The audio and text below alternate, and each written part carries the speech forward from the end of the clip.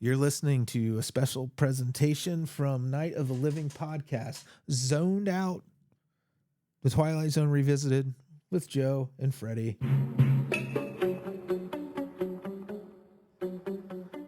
Sometimes I get tiny little notifications on my devices, like the mixer, a little pop-up came up, and it was way too small to read. I don't think they make them for people of my age and up where our eyes are failing.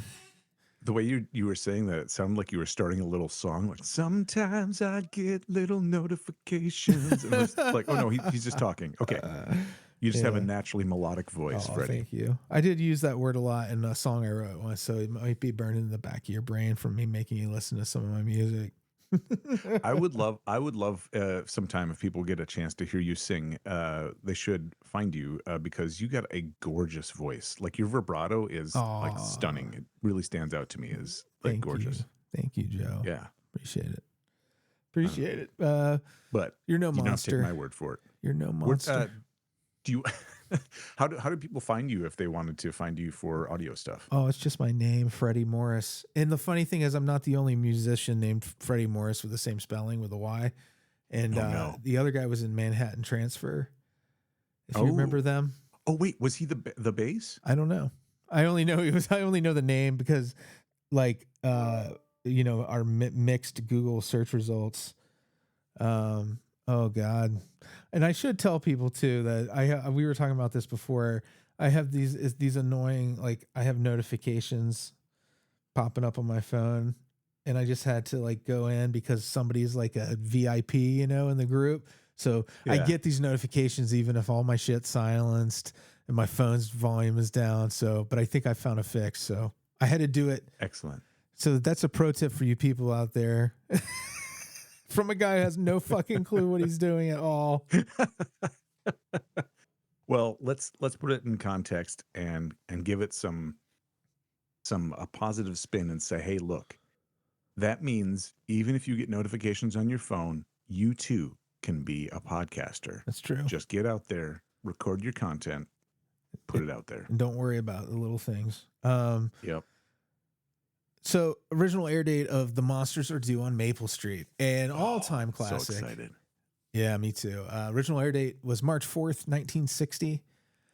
This was the first of 3 episodes directed by Ron Winston.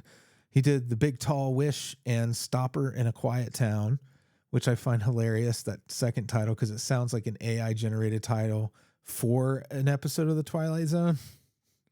Like Walking Distance could have been called that. Stopper in a small town, silent town.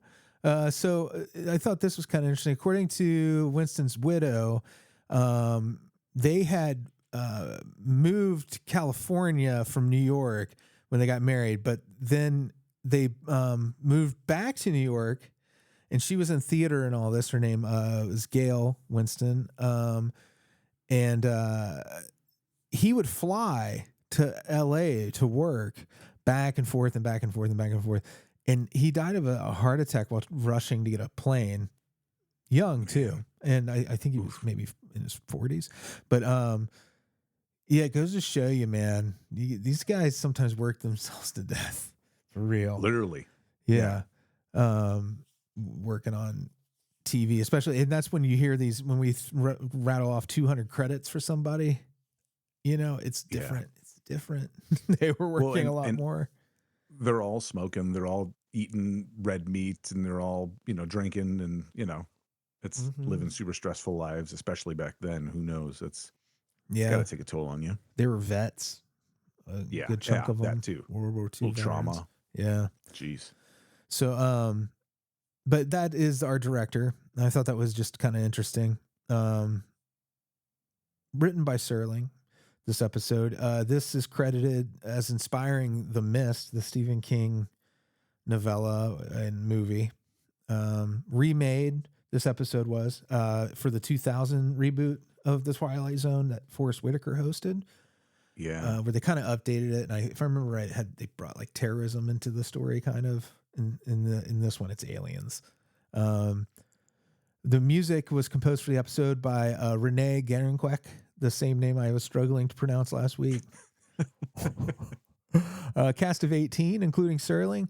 This has big Claude Akins, big meaty face Claude Akins in there. Claude Akins. Yeah, he's got a very recognizable face. It's Yeah. unmistakable. Some people, him and Andy Griffith sometimes, and I think they work together too, but they kind of have like, they look like they're related to me. Or like before and after of a bee sting attack or something. Yeah, pretty much. So, so Claude Akins, he's playing Steve Brand in this episode. He's kind of our main character. This is the first of 2 episodes he'll be in. He'll be in The Little People later on. Great character actor. He was General Aldo in Battle for the Planet of the Apes. And if you've in Rio Bravo with John Wayne, Joe Burdett, he was the villain, if I remember right. Then we got Barry Atwater playing Lee Goodman, and that fellow was Surak on Star Trek. So Surak is like the big deal founder of like modern Vulcan civilization. There you go, for you nerds out there. Whoa. You probably already knew that, but important character in Star Trek universe for sure. Jack Weston as Charlie Farnsworth. This is his first of 2 episodes. He'll come back in The Bard, which is a pretty funny episode that has like Shakespeare in it. He was also in Dirty Dancing, Wait Until Dark, and The Thomas Crown Affair. And he's Charlie Farnsworth and Jack Weston, the actor. He's kind of the heavy guy in this episode.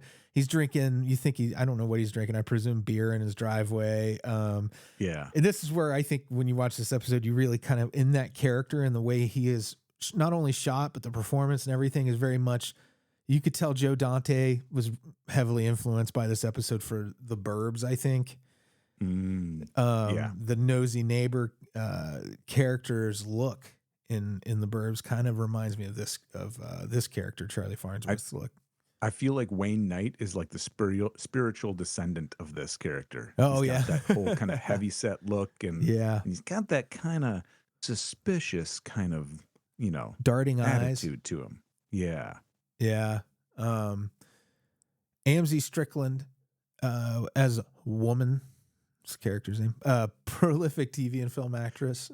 She's going to come back in the 80s reboot of The Twilight Zone. Nice. So we got a couple of reboot people in here, or reboot connections. But Can She Type was the name of that episode. And I think it might have been about a robot, but I'm not sure.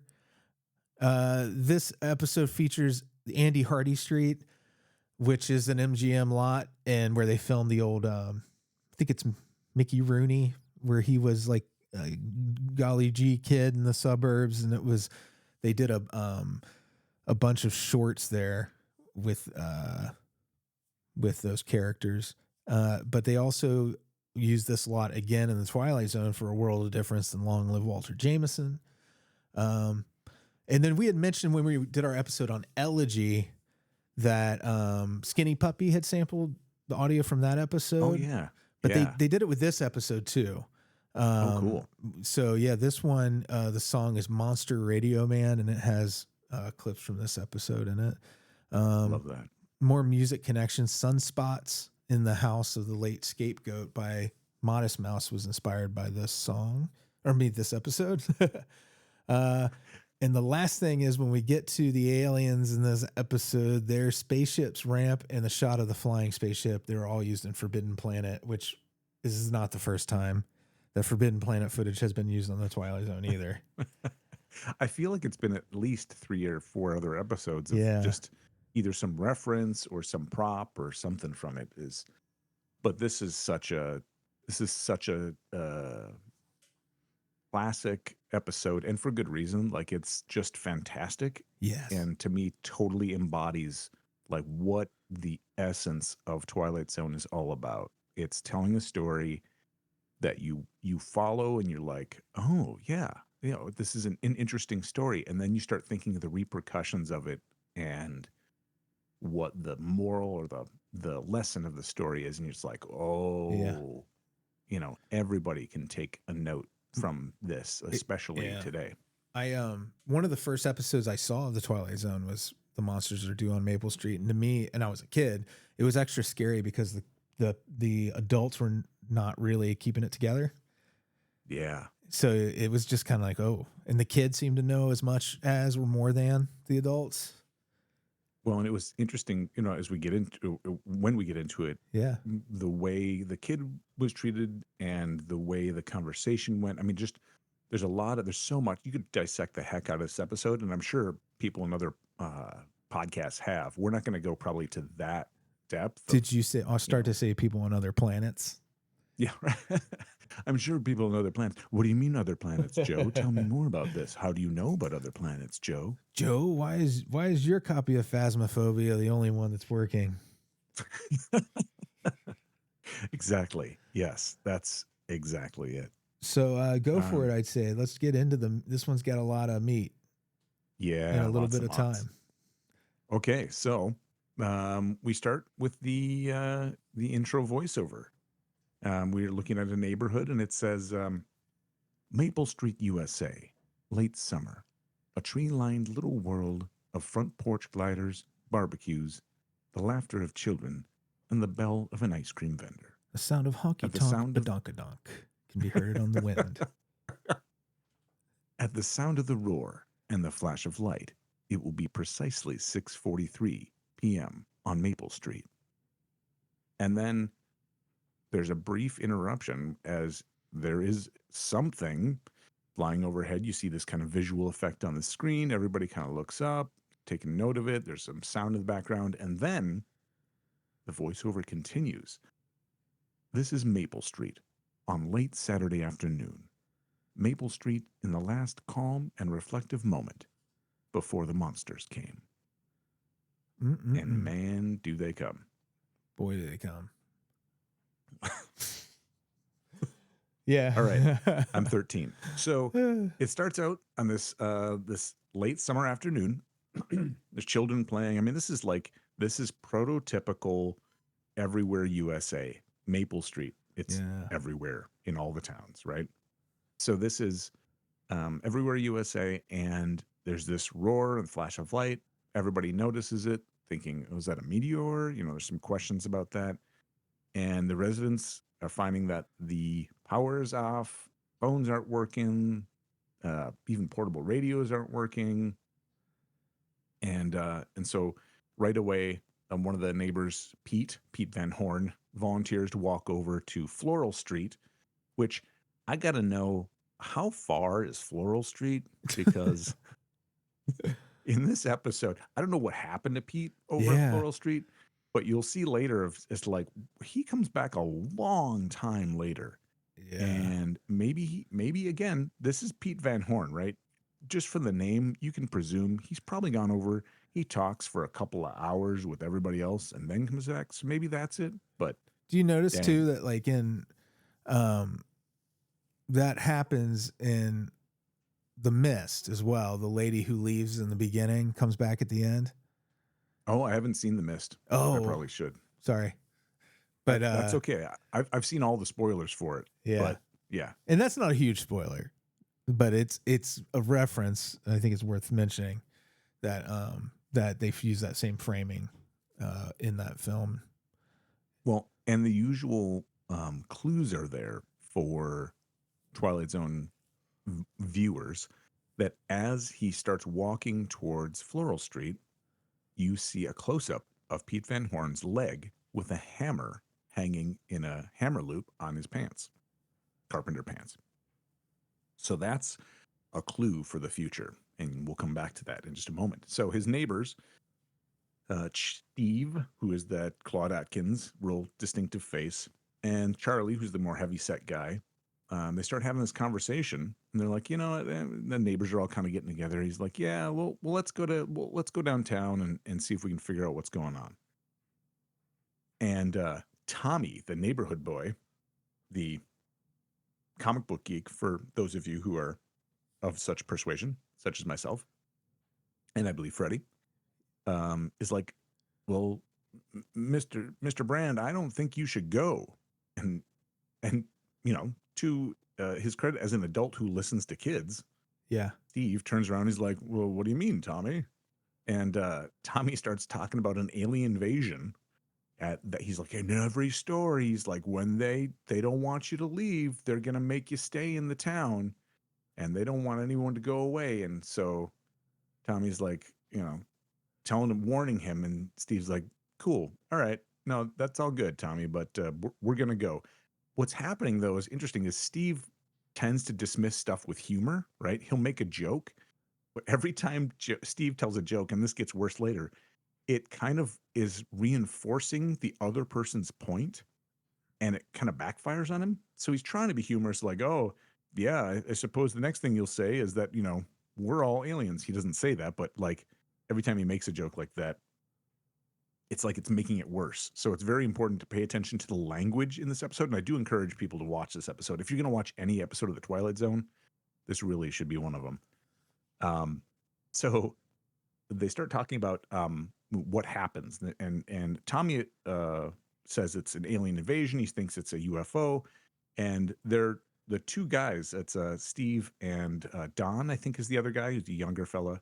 Yeah. Who were apparently both washing Steve's car. I don't know what that's about. Remember, we used to do those sorts of things. We didn't have any. We didn't like now. If the aliens went overhead, no one would know. Everybody's inside. Right. Nobody looks up, and you wouldn't notice because you'd be looking at your phone. Yeah. And if you did look up, people would try and get their phone out to try and take a picture of it, something like that. Exactly. So they start talking about, well, maybe it's a meteor that caused this, a meteor that caused a sunspot. And I was like, what? Meteor caused a sun? What are you talking about? So meteors do not cause sunspots. Sunspots just happen. But to the point that they were trying to get to, I think there, and in which nobody then really knew much about unless you were a scientist, was that sunspots can affect stuff in electronics. And we know this a lot more now when we get warnings by our cell phones that says, hey, there's going to be a sunspot on XX day. You may get some interruption or interference in your phone. You might have dropped calls, that sort of stuff. What I didn't realize is you look at a little bit into that, and really intense sunspots can overload like power transformers. They can actually cause power outages. So it's a real thing, real phenomena. And while that can affect electronics, it's not really going to affect a lot of other stuff, but we'll get more to that in just a second. I wonder what Serling's research was like, because no internet. He would have had to reach out to people through his cocktail party network, and get half the information. By this time, he's got a pretty decent, show going. He's probably got people who would listen to him, right? If you called him up. I'm sure. Hey, I'm Rod Serling. Yeah, you want a special thanks in next week's episode? Right. Tell me how sunspots work. And what's interesting too is it's clear from a lot of this stuff that Serling maybe understood more of what actually happens, but then kind of drew lines of how can I say this in a way that it connects with the common person. And I feel like we referenced some of this all the way back in our first few episodes, which if you haven't listened, please go back and listen to our early episodes, where he connects a story, an idea, a thought to people of the time in a way that they don't even know they're getting until they've already gotten it, if that makes any sense. And this, again, embodies exactly that idea for me. This whole episode is just so good at telling a story that's interesting and then helps you understand a concept you might not otherwise understand in a different way. And it's going to feel rushed by today's standards too, because of the brief running time and the fact that this is a big kind of story to tell in 22 minutes or whatever. And and you get your three acts are, by the second act, you have people who are completely falling apart already. Yeah. And what causes that is just kind of a handful of things, but it goes south so fast. It does. I tried to kind of capture a couple of moments that stood out to me as when it starts to really separate. And so this first moment of Tommy talking about the aliens is really the introduction of this.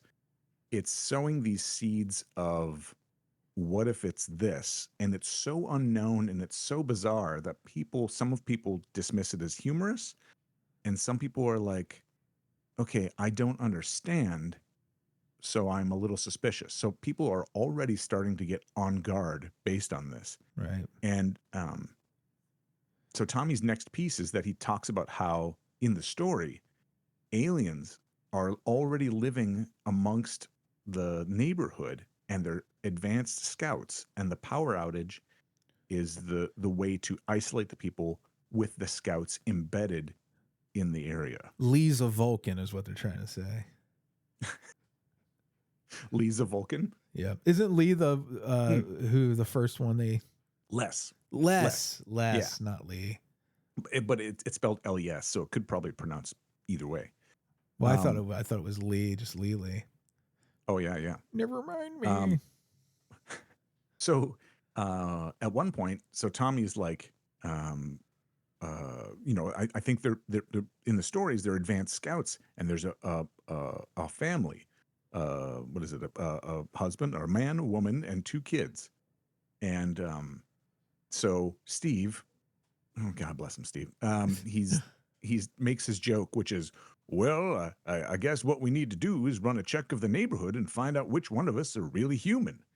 And they do a close up of some of the neighbors, and one of them's like, "Oh yeah, that's funny." Another one was like, "Maybe we do," and another one was like, "Now I'm more confused." And it's like, wow, that was quick. Like right there is the first instance of, there's a few people who are getting it. It's just a joke, but he didn't say it's just a joke, right? And so some people are concerned by that. So language matters, right? Yeah. And this ties into everything we're talking about today with politics, with mistrust of different media, of all this stuff. Not mistrust, distrust, which I think of separately. I think of mistrust as like misplaced trust, whereas distrust is like not trusting intentionally. So the moment, which is made worse by that joke, it introduces some doubt in some people's minds. So then another resident, Les. Steve tries to start his car, can't start it. He's like, we'll just have to walk downtown. So he and Charlie are going to walk downtown. Then, as they're talking, another person tries to start their car, and it's Les. It's Les Goodman. He tries to start his car, and it doesn't work. And they're like, "Hey, you try your car work either?" He goes, "No, this doesn't work. I don't get it." So he gets up from his car and he gets outside of it. And all of a sudden, his car starts, right? And people are like, "What is going on?" So they start proposing different reasons why his car started. So the first thing comes out from Don, who's the younger fellow who was watching car with Steve, and he goes, "We never did come out and look at that thing that flew overhead. He wasn't even interested." And Charlie says, "Well, he always was an oddball. Him and his whole family, real oddball." And it's like right there. It's the first exception of, oh, well, they were always different. Yeah. Right? Trying to other people, like trying to build a case out of just nothing. Yes. And so like you could take it with just those 2 lines and already he's this character is being othered. And it's not like that wasn't existing before, because clearly there's some suspicion that he was an oddball, right? He was a standout from the neighborhood. But immediately that becomes the reason to suspect. And so Don, the guy who said the first line, says, "Now, why didn't he come out with the rest of us to look? Why didn't he act just like the rest of us act?" And Charlie says, "Well, what do you say we go ask him?" A little bit of aggression in his voice. And everyone starts moving. And what's cool, again, the camera shows you that people have gone from walking calmly to kind of picking up their pace. They might be running a little bit. Yes. And Steve yells out, what's that? I was just gonna say that Amzie Strickland, she really helped to sell the kind of the panic in the situation. Mm-hmm. Like she was the tent pole for that moment, I think. Yeah. Yeah. So they all start running to Les's car, and Steve goes, wait a minute. Now let's not be a mob, right? So he's trying to call it out right there.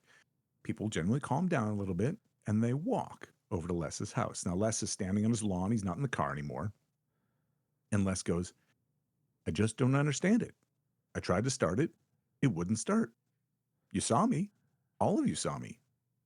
And then the engine quits. And Les is just like, I don't understand. I swear, I just don't understand. What's happening?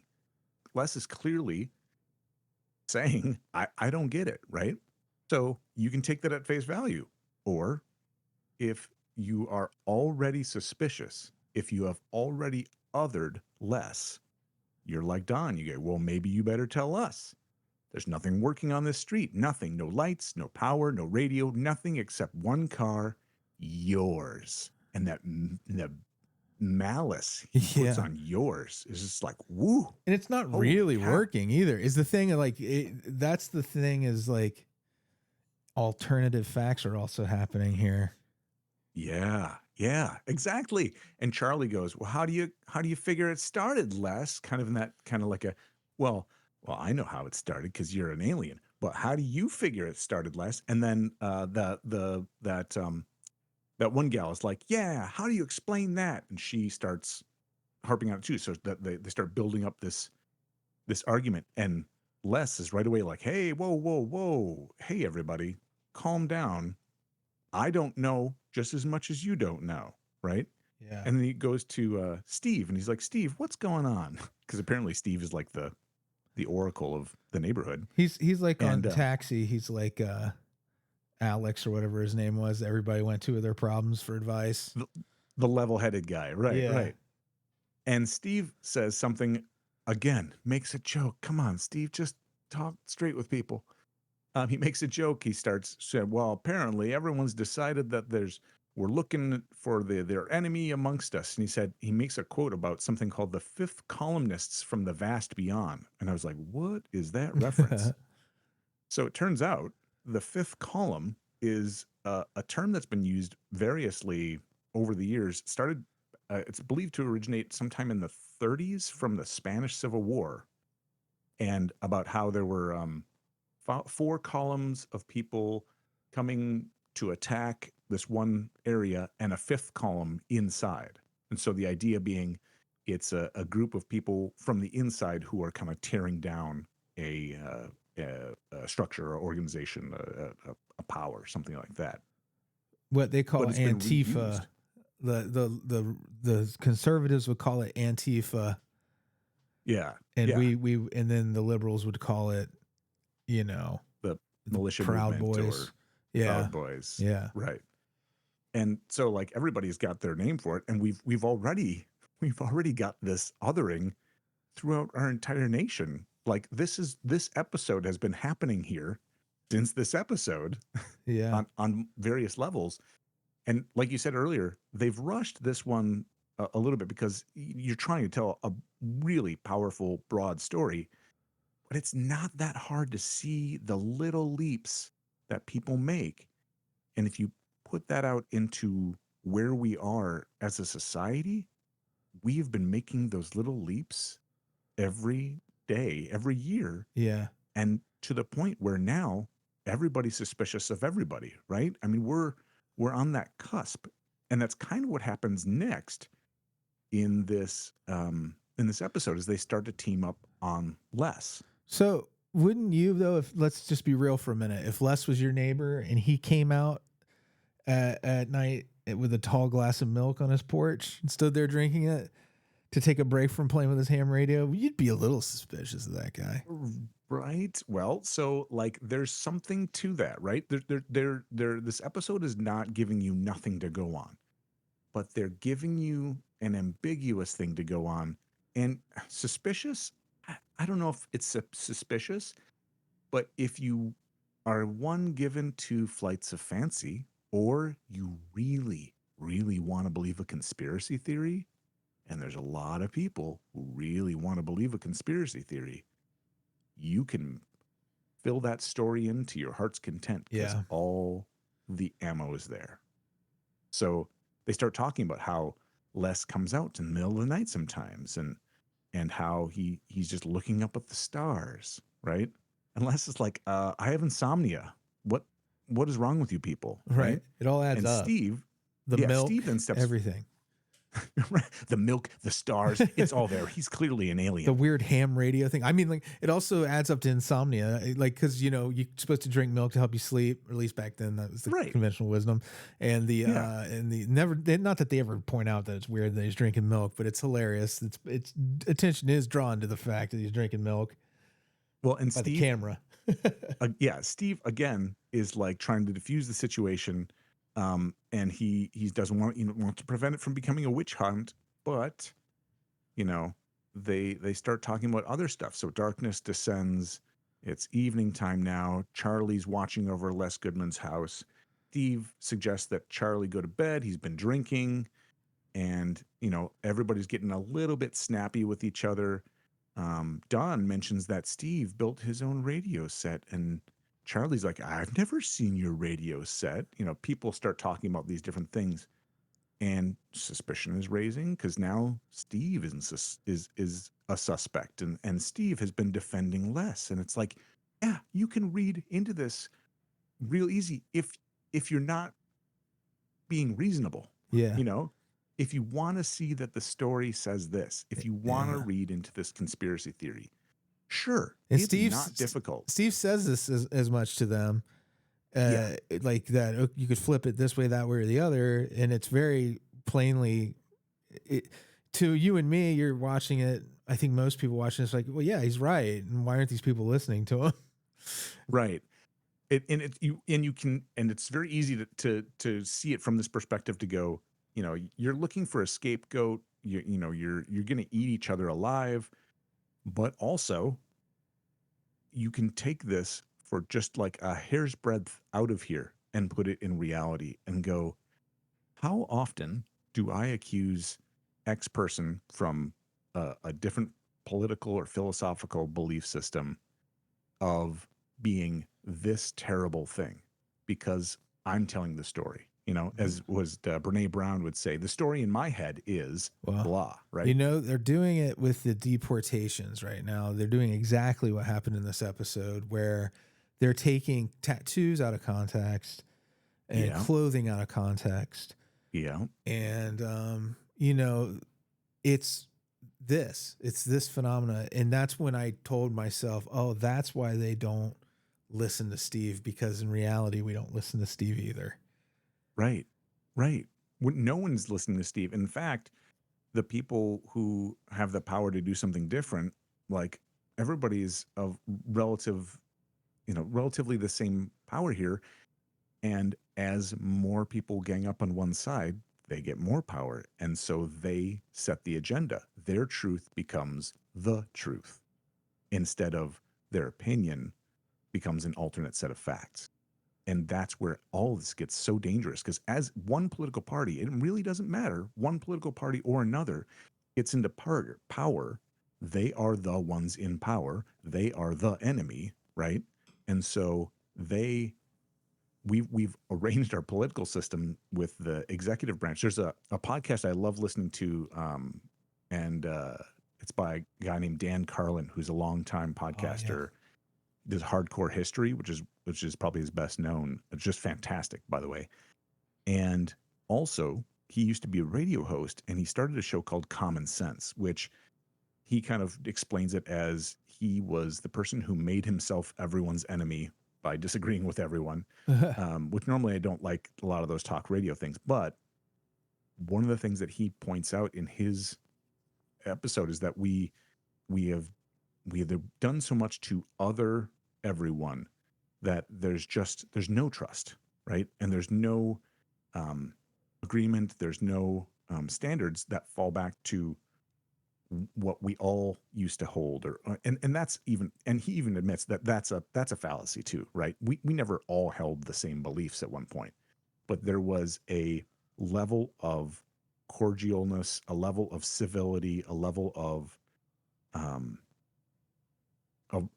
of shared belief at some point that has now gone away. And I think actually there's a large part of it that I don't want to blame media. I used to be work for a radio station, a public radio station in Minnesota here. And one of the things that internally I learned really quickly is um, those people work so hard to not be biased, to not give a certain idea, to be genuinely solid, un unbiased. What's the word I'm looking for? They want to be as neutral as they can in presenting the news, right? Yeah. And from the time that I started there to the time that I left, there were people who held strongly to that. And the people who held most strongly to that, I feel like um, they were distraught at what was happening overall with the media in general. And people are not pushing back against the idea that it's getting more and more biased. People are not fighting this idea that, look, like there's no shared trust anymore. Yeah. So the reason I brought up the Dan Carlin thing is he recently did an episode where he was talking to another person who they're talking about the media and how the media has changed from, I wish I could remember it. It was like earnestness, which was a facade. It was like an act. All the old TV news reporters who were looking into the camera, your anchors, and you Yeah. trusted that Walter anchor, right? Cronkite and all that. Right. Those people held strongly to this belief that they were presenting the news. Of course, they also did ads for cigarettes and this, during their Yeah. newscasts. But since there was a point where that went from that, it went from that to something that was more authentic. And so authenticity from earnestness, right? So here's this person who's very held up as a person in esteem, to somebody who you may not know as holding up that esteem, who's not putting on the act of being very earnest, but you happen to believe them because you feel like you're getting a more authentic experience. And that starts to separate so that we no longer follow the same authenticity. All right. This Brian person Williams seems is more part of authentic. that. You remember Yeah, what happened? Yeah. Like if you look at, there's just examples of the people who represent that old school. And I think he may have been the last because that really helped to kind of drive the nail in to the idea of there being a nonpartisan news anchor. Yeah. And not that he was even presenting himself as partisan. He just got caught in technically a lie. I mean, like, and I wonder, is your life so crazy that you could somehow misremember those things being shot at and all that? And to me, I'm like, no, that doesn't hold true for me. So that hurt my feeling of trust in mainstream, where, you hear that complaint all the time from the far right about the mainstream media being a problem, blah, blah, blah. And, yeah, sure. Part of it is, but it's still like the best thing we've got. You know what I mean? Like, it's kind of like you were saying, I think people who are drawn to journalism are drawn to being not an activist journalist, but people who are very like fact-minded and excited by the truth. Right. Well, and another thing that came out in that episode too is Dan Carlin talked about how he's like, as a history major, he's like, oh, I saw this is where a place where history majors really could thrive. This is something they can do because they see the longer scope of things. Yeah. Being, aficionados of history, you can see the cycles repeating themselves. You can see the long view of things and where things are going. Yeah. And it gets really scary because there's so much. The pace of change has changed so. The pace of change has accelerated so much that we don't have tried and true anything anymore. Yeah. You know what I mean? Like, I mean, it's an exaggeration, but it's the idea that we don't have anything that is established as a bedrock of fact, a bedrock of trust, a bedrock of much of anything. Yeah. And so everyone's kind of figuring this out as on their own. It is nice though that I have seen, like, at least Admittedly, I'm a partisan person. I'm left of center for sure. Um, that being said, NBC sometimes is looked at as being kind of more liberal than the other news organizations, but they have historians on staff that they regularly feature on like MSNBC whenever there's a story that needs some context. They'll bring in like they have a historian they work with all the time. So like I feel like that's encouraging at least that somebody's at least had a similar thought to you where they're like we need to be able to frame things better. Yeah, and I think there's the problem with all of this is because that initial level of trust is lost, it's so easy to dismiss as, well, that's a historian that shares their beliefs. Yeah. That's a historian who's going to spin the facts of history. Oh no, this is all revisionist history. They're making this stuff up now. It's like, well, we've learned more things about history. Mm-hmm. There are new facts that have arisen. That's not all static. Yeah. It's not what we've learned. It's not what we were taught, but that doesn't mean it's invalid. And I gotta say, like, it's an episode like this that puts me in a place that says I can put my mind in the perspective of someone who believes that everything has just gone to pot already, and I'm just going to believe who I'm going to believe. And I can look at this from the perspective of somebody who's like, no, we're still on the cusp of losing something amazing in the American experiment, and we need to hang on to it, and we need to do these things. It's really easy to see either side of this to me, in that perspective. Okay, now I want to be real clear. I do not support what's happening right now because I feel like what's happening right now is, as the growing power of the executive branch has grown and grown and grown from everyone who's ever had it, it's gotten really unbalanced and dangerous. And again, Dan Carlin talks about this too, of that triangle of the judicial, the executive, and the legislative branch. Executive has spiked out. Oh yeah. And It's way out of balance. it's yeah, and I think that there's a lot of stuff that people on the left and the right actually really agree on. Yeah. It's the how to fix it. It's the what's the source of it. It's the details that's the the interesting problem. thing about that too, though, Joe, is what would happen if we had a conservative pundit on it with us right now. They would say that they don't feel it's the executive that has spiked. They would have a different diagram showing the judicial spiking. I Like wonder. because that's how they have to frame things every time, is that that there's some enemy that's out of line somewhere.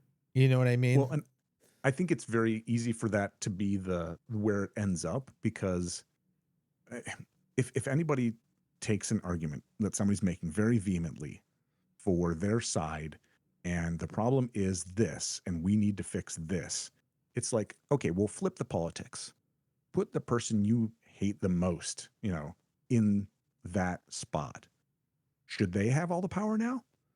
You know what I mean? Like, Right. we need to rein and balance out these things. I don't know how to do that other than having somebody, for instance, in the executive branch who basically says voluntarily, I'm going to reduce the power that this role has because it's way out of line. Right. Yeah. I think. And to your point. Yeah. Oh, I'm sorry. Sorry, go ahead. I No, was going to say, to your point, yeah. that if somebody does say it's these out of control judicial branch, it's like, okay, like, but is that still the case if you're in power? Right. Right. That flipping that. I think again. any reasonable person could stand back and look at the situation if you had all the facts, and you would agree with that first triangle you suggest, where there's this executive branch poked way out of scope of power, and I think that it comes back to this idea of faith. I think, and that's the weird thing, is we've studied so hard in the sciences as a species, and as a society, that we've come out the other end of it now, and it's not. There are people who are just like, no, I'm just going back to my gut feeling about things. Right. And that's the thing. That's the part of it where that's when I start wondering, like, is what I consider a rational person really the same thing as what the majority consider a rational person? Do most people think that like they're just going to go on their gut about, you know, vaccines or whatever it is?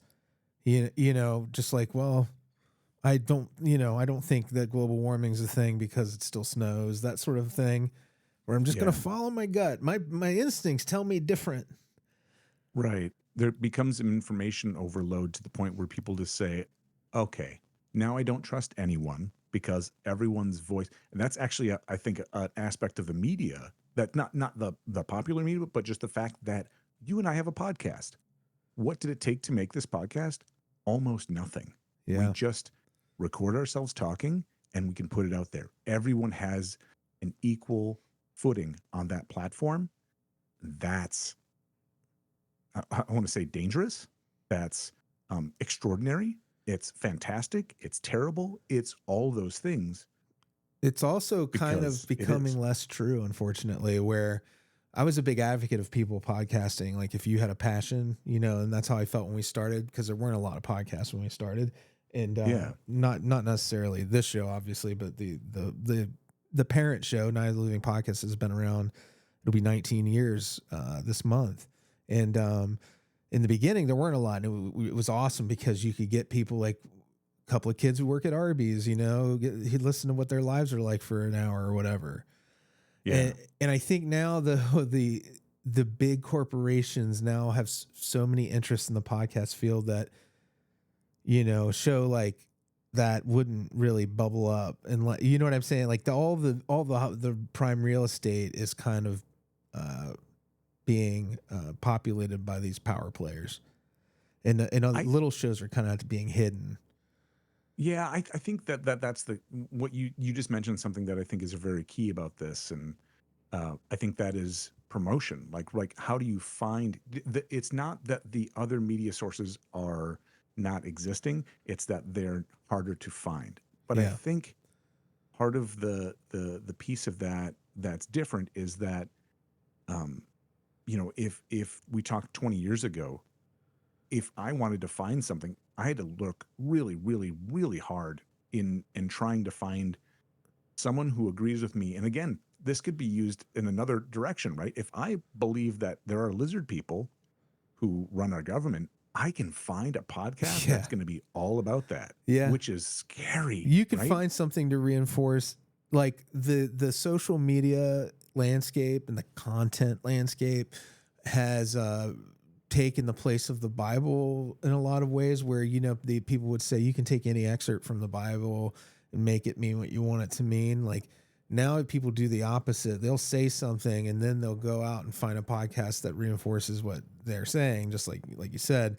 And the truth of the matter is, this is just a podcast is the populist media. It's not it, Yeah. it's not vetted in any way. You know, Yep. like we're not certified professionals in any way. So you're always kind of, I think when you allow that stuff into your life, you kind of have to realize that you're you're playing with something that could be dangerous to your mind. Right. Honestly, There's no safeguards here. We've got no yeah, bumpers. And again, that's fantastic in that every voice has a potential to be heard, but also every voice has potential to be heard. And it's at that point it goes away from an advocacy of facts necessarily with news and yeah, goes to what gets people to listen, which is a different goal with different outcomes. And to me, that's the part that was like, ooh, you know, taking it back to the news, yeah. it's about ratings. And not Entertainment. like it wasn't before. It wasn't like it wasn't about making money, but there was some element that had to be about news at one point. And, you know, again, you can look back at that and say, well, it never was. And it's like, well, I think there was something more there, but that has changed. So without spinning into a dark hole at this point, if we were to roll this back into this episode, what happens next is Steve becomes the next scapegoat. They start to scheme amongst themselves as to who is at fault for all of this, who is the alien, because they've decided that one exists. And a shadowy figure starts walking up the street. And Tommy's like, it's the monster. And Don grabs his shotgun. And Steve immediately takes it and is like, no, no, no, no. And as the figure gets closer, Charlie panics, grabs the gun, and shoots the figure. Well, what we saw as the people watching the episode is that that figure was walking with a hammer hanging on its leg. It's Pete Van Horn, who somebody just killed. Charlie just killed Pete Van Horn. Poor Pete Van Horn, who just, we never get to hear what he saw, Right? which to me is like tantalizing as hell what was going on in the other neighborhood. Right. And all of this is based on fear, right? It's all based on fear, just like where we're at now. Yeah. We're suspect. We question things. We're afraid. We fear all of that. So anything that advocates or pushes an agenda that advocates fear, I struggle with. I immediately question, because if fear is your motivator, I have to. You're trying to appeal to my lizard brain, and I don't mean that as a lizard person, which I am not. I mean it as that part of your brain that reacts to fear. It makes you think they don't want you to think. Right. Right. Exactly. And they want me to react, but not think. And that's also the irony, is that you and I can have that conversation as people who are not right-wing conservative, but you can go hear right-wing conservatives have our same conversation. But the brass tacks that comes down to it is like, it's happening to everyone. Someone's trying to manipulate you. No matter, and you know, if you're a paranoid person, that just makes you feel more paranoid.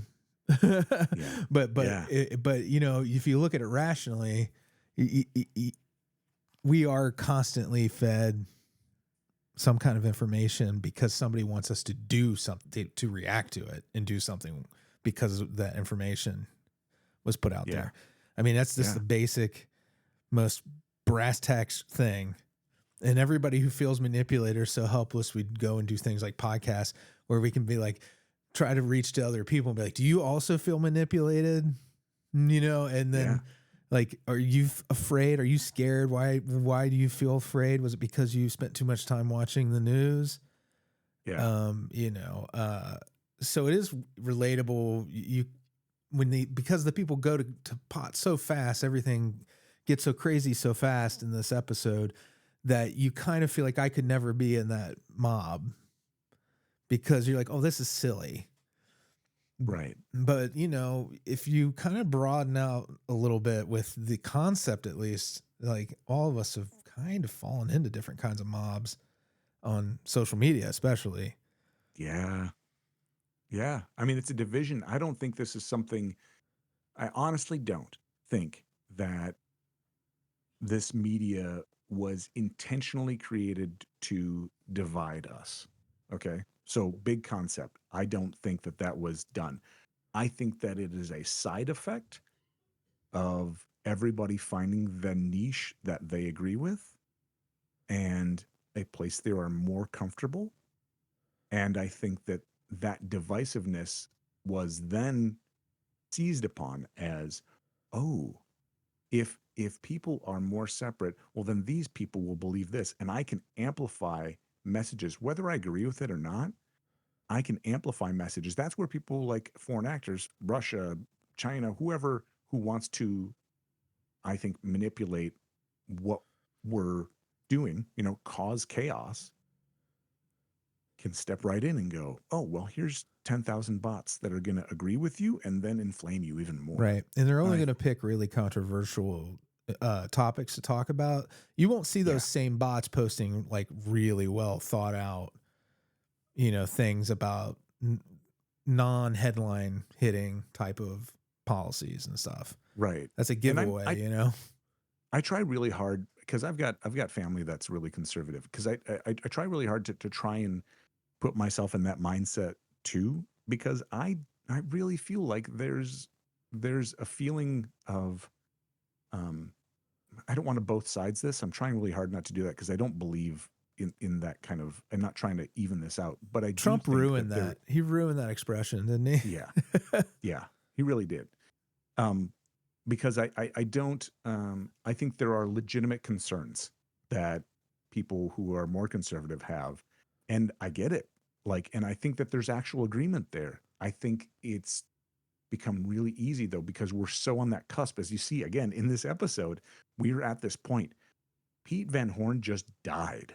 He just got shot by Charlie, who is immediately like trying to cover, trying to say, look, it was a mistake. It was he feels bad. It's kind of Like, blubbering. yeah, he starts panic because he realizes the ramifications of what he just did. He just put it over the edge. And so then Charlie's power turns back on. And Don's like, why did your power turn back on? And Les is like, why were you so quick to kill? Was he covering something up? And the whole thing descends into violence and nobody believes anything. And people start attacking and throwing stuff. And at that moment, we see the whole city, the whole little town descend into chaos. Steve's trying to diffuse things. It's not working. People are getting violent. And then the whole, all their lights turn on and people are jumping their different ways. So everybody is split. Everybody's accusing everybody else. They get hysterical, smashing windows, weapons, all this stuff. And meanwhile, nearby on a hilltop,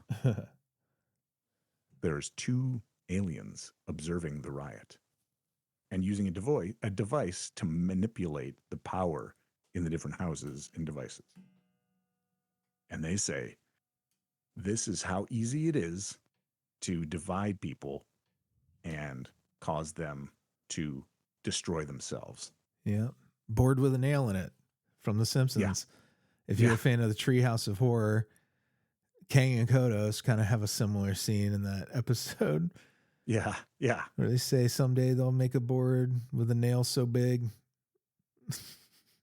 They destroy the world or something. Yeah. Yeah. Yeah. And I'll quick do the outro here just to capture this as Serling does. The tools of conquest do not necessarily come with bombs and explosions and fallout. There are weapons that are simply thoughts, attitudes, prejudices, to be found only in the minds of men. For the record, prejudices can kill, and suspicion can destroy, and a thoughtless, frightened search for a scapegoat has a fallout all its own. For the children and the children yet unborn. And the pity of it is, these things cannot be confined to the Twilight Zone. There it is. Such a brilliant example of this is how this can happen. Yeah. And you have to kind of, a modern audience, again, you might watch this and feel like it's a very rushed thing, but it's just lean. Yeah. I mean, like you might, but I should warn, it's not for everyone's taste because again, like you wouldn't pace in this episode would definitely not be this short if you made it now. You would need probably an hour to tell this story at least. But or you tell it over a season, right? Yeah, or even that, yeah. And but I appreciate the wham bam, thank you, ma'am, nature of some of these. And I see the bigger story here and why it's so important to Rod Serling too. So that elevates everything. Yeah, yeah. So, I mean, how do we come out of this without doom scrolling? I would say try harder to listen to people. Try harder to talk to people. Put your phone down. It's not your phone. It's not the problem, but it's not making it any better, right? Yeah. Go talk to people. Yeah, in person or FaceTime really does. It just pales. Social media pales in comparison to the in person, or at least this vocal exchange. There's something very different about it. Yeah. that we all need, I think, like, and it's kind of missing for a lot of people. For Loneliness, people man. for people who don't know, Freddie and I, when we do this podcast, we record it just audio, but we're always looking at each other. We're both watching each other. We're different locations. And I got to say, that's a huge component of what I think makes anything like this special is when you can see the other person. That really makes a difference in how you perceive the conversation. There's all that Yeah. unspoken stuff. So, You want as many points of connection as you can get, like, yeah, and I think yeah, text communication is like very much only like 1 or 2 points of contact, really, like oh real man, contact. so It, much misinterpretation possible. yeah. Um, that was kind of a weird episode, huh? We did an It hour. it got really deep. Yeah, Yeah. sorry, folks. But Hopefully you like it. we digress on this show. This is what we do. Yeah, for Um, real. I don't think it's a hopeless situation. I think if it were, this would be a terrible thing. But we're human beings. We've Hmm. been in really rough spots. We've been in places where the entire society was broken up before. We've had wars over it. Hmm. It's not something we can't come back from. And I think it just takes work. And I think that there's people who want to do it. And it's never ending Yeah. is the thing. And the It's, cycle is shortened, yeah. like a compressed wavelength that's we're getting, like, instead of it being and the reason why is the instant communication is why we're hitting these cycles of kind of madness, really, every so often. But history shows, we have, even though maybe the technology has made it where it happens more frequently, I do think that, like, you can still find points in our history where we dealt with the same sorts of things. And if you study history and you try to at least take the baby out of the bathwater with it and see what you can learn. But it's just wild. Like, I just, I don't want to get into the tariffs. Just as an idea, though, it's funny to me. Like, I just remember when party values were flip flopped, certain issues growing up, Yeah. unions and how that's changed. And it just goes to show you that, like, everybody being connected all the time has made major changes happen in a really short amount of times, and they're not all good. Yeah. Yeah. So I think I take the moral of we've got to work harder to maintain the good stuff. Yeah. And that's hard. It's hard, like difficult. It's not going to be easy. It's not going to be simple. It's hard work. Yeah. And But you also look at it, doing it for yourself, I think yeah, helps, because, like, you're going to be happier putting in, most likely, if you're like most people. I think when you do put yourself out there, body and mind and everything, in the real world, and try to be a part of it. Like you said, it's a challenge, because I work with Amy, and we both work remotely. Like, so, like, and most of the time, if I'm composing music or whatever, working on a podcast, like, that's not a lot of my time, but I'm still here alone in my house, a lot of that yeah, time. yeah, So, like, to me, just keeping that a priority, making yourself be part of society, I think, is sometimes a choice now. That makes it even yeah, kind of, in a way, it's a little harder. yeah. Because you could just avoid it. You could go into your connections with only the people you agree with. You could do all that. But if you challenge yourself to take that next step, and you don't have to do it all the time, take care of yourself, do it in measure, but push yourself, Yeah. exercise those social muscles. And again, you don't have to agree with people. I think you just need to be willing to listen and and hear people out on Yeah. some level. When you find that level of trust with somebody, even if you don't agree with them, you can go, yeah, I don't agree, but I can see what you're talking about, and that helps me connect with you. That's a tough place to get to, I think, for a lot of people who are politically minded. Totally. And I'm not there. And I